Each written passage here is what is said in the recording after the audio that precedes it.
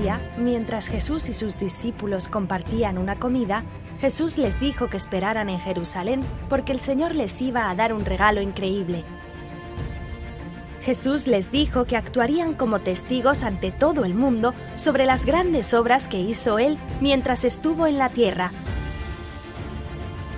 Entonces, justo delante de sus ojos, Jesús se elevó hacia el cielo y se escondió de ellos en una nube. Jesús ascendió a los cielos tal y como había prometido. Mientras estaban allí mirando al cielo, aparecieron 2 ángeles. Les preguntaron a los discípulos: ¿por qué están mirando al cielo? Jesús regresará a la tierra un día de la misma manera que se fue.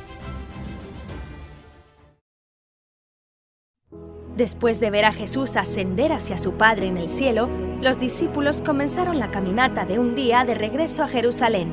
Se reunieron en la habitación superior del lugar donde se alojaban. Allí, los discípulos, las mujeres y la madre y hermanos de Jesús se reunían regularmente en oración. Después de la muerte, resurrección y ascensión de Jesús, sus seguidores cercanos dedicaron sus vidas a la oración.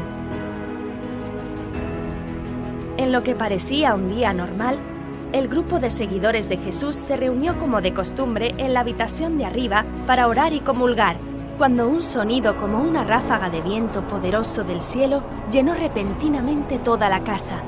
Mientras intentaban darse cuenta de qué acababa de suceder, se miraron y vieron lo que parecían ser lenguas de fuego que se asentaron en cada persona en la habitación.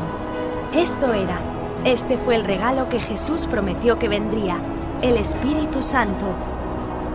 Cuando abrieron la boca para alabar a Dios por este increíble regalo, comenzaron a hablar en diferentes idiomas que nunca antes habían hablado. Este era el poder del Espíritu Santo. Jerusalén estaba llena de personas que habían viajado desde muchos países extranjeros para el Festival de Pentecostés. Estos peregrinos extranjeros comenzaron a escuchar a los discípulos que hablaban idiomas extranjeros. Una multitud de personas aturdidas y confundidas se reunieron fuera de la casa donde se alojaban los discípulos. Cuando los discípulos hablaron, la gente de la multitud los escuchó hablar en sus propios idiomas extranjeros. ¿Cómo era esto posible? Algunas personas se asombraron, preguntándose qué podría significar esto, pero otras se burlaron de los discípulos y dijeron que estaban borrachos. Pedro salió de la casa y se dirigió a la multitud para explicarles cómo eran capaces de hablar todas estas lenguas. Le dijo a la multitud que todo lo que estaba sucediendo en este momento ya había sido prometido hace mucho tiempo en las Escrituras. Pedro explicó que Jesús, el hombre al que habían matado, era el Hijo de Dios y había resucitado de entre los muertos y ascendido a los cielos.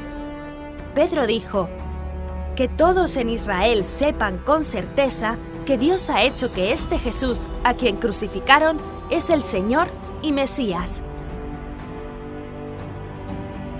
Cuando la gente escuchó el mensaje de Pedro, les atravesó el corazón. Llenos de pesar, dolor y arrepentimiento, estaban desesperados por saber qué podían hacer para enmendar las cosas entre ellos y el Dios y Mesías que no habían reconocido y al que habían rechazado.